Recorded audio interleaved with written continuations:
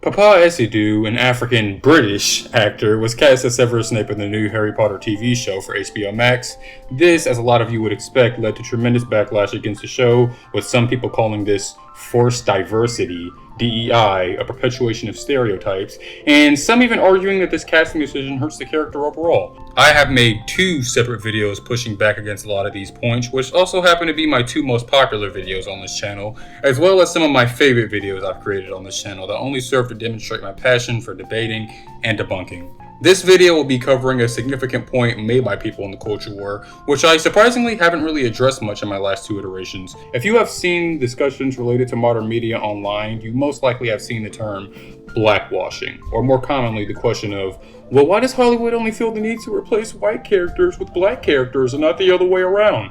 Anyone who has completed any significant portion of high school would probably already know the answer to this bad faith question, but apparently some people tend to be ignorant of history, which honestly may just be a reflection of how defective our education system can be. So, by the end of this video, I will properly answer this question to the dismay of parents who probably have already clicked off the video by now. But in order to properly debunk this idea of blackwashing, let's go back at the time and examine the state of the world in the old days. The 1940s, most well known for World War II, Citizen Kane, the origin of Marvel Comics, and the critical drinker's paragon. Media during this time period was heavily influenced by the global conflict at the time, and propaganda was on the rise through new popular mediums such as comic books, animated shorts, music, and even television slightly after the war. And speaking of media, here are some of the most popular movies from this decade. What is it that you notice about all of these films? More specifically, what is one thing in common about the race of each of the protagonists in these films?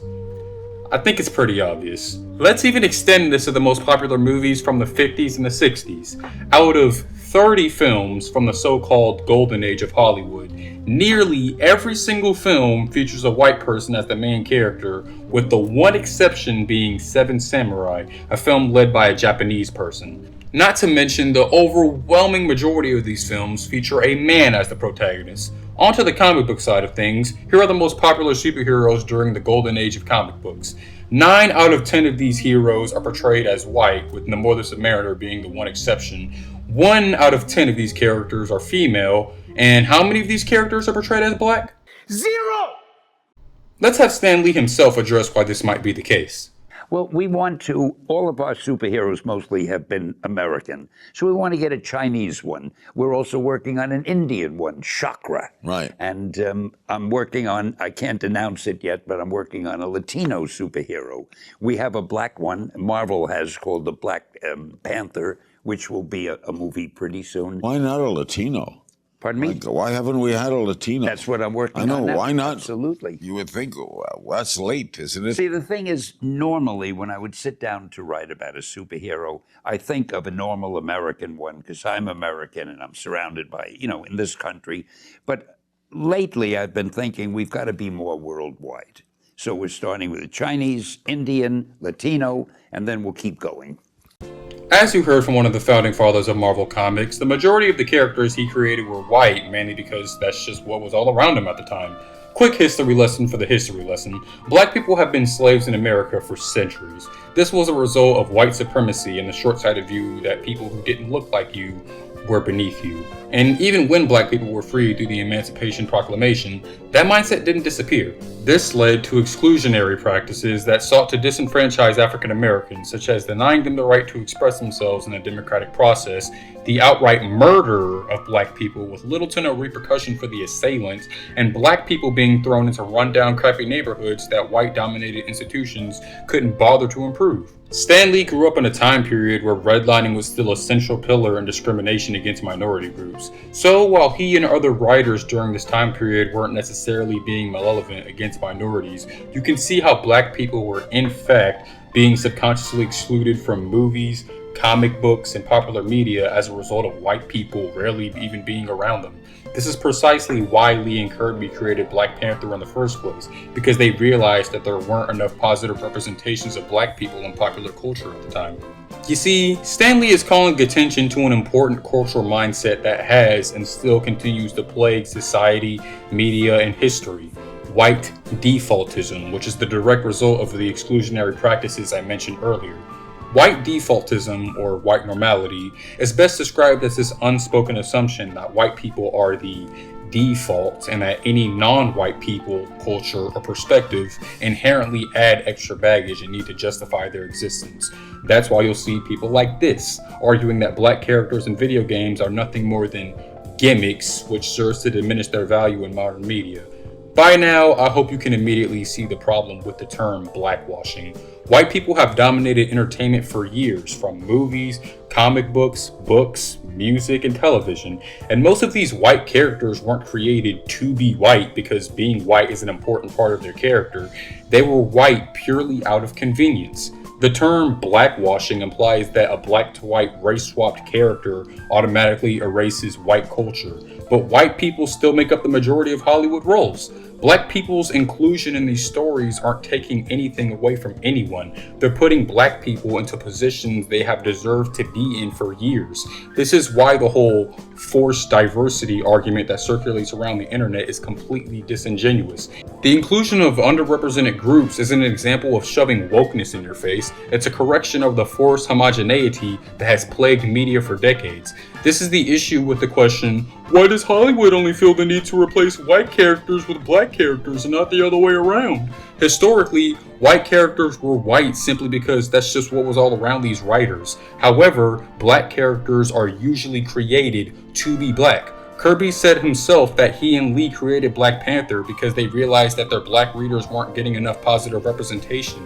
That's why a white man playing T'Challa would hurt the character, as it literally disrespects the entire point of his creation. Even beyond Black Panther, we have Luke Cage, a man who grew up in Harlem, a predominantly black neighborhood, who was created based on the blaxploitation subgenre of action movies during the 1970s. Miles Morales' stories usually involve themes of systemic issues, and his parents' ethnic background usually comes back to create conflict in his stories in some ways.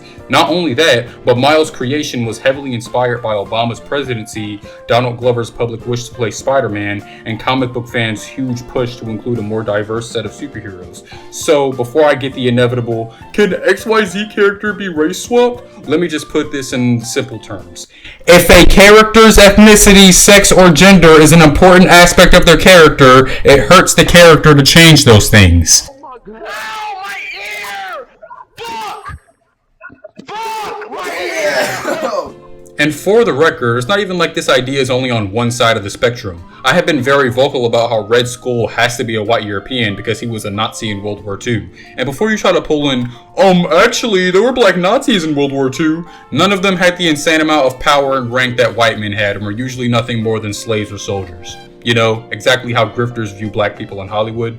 I would even argue that Steve Rogers being white is an important aspect to his character, as he represents the idea of the Nazis' golden child, an attractive, strong, blonde, blue-eyed, brave white man, but instead of being on their side, he combats everything they believe in. However, this does not mean the mantle of Captain America can't be passed down to other people with different ethnic backgrounds, as the mantle of Captain America itself is flexible and symbolic depending on who is carrying the shield. This is precisely why Snape being black doesn't inherently hurt anything about his characters. Snape's story is about betrayal, pain, loyalty, and redemption, none of which are exclusive to him being white.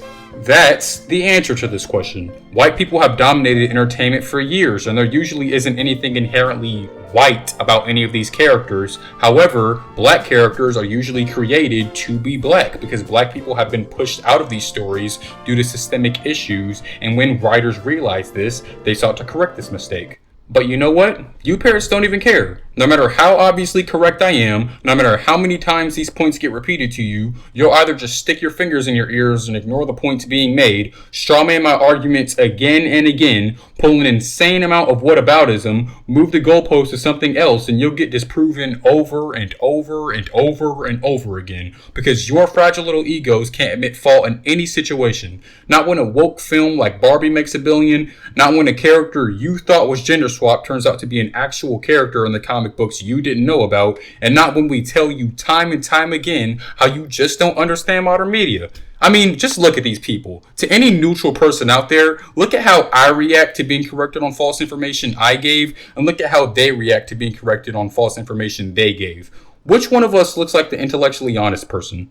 Hell, I guarantee the majority of these parrots won't even make it to this part of the video and will just dislike the video, leave a hate comment, just like they did on the last 2 videos I made. But unfortunately for them, that only helps me in the long run.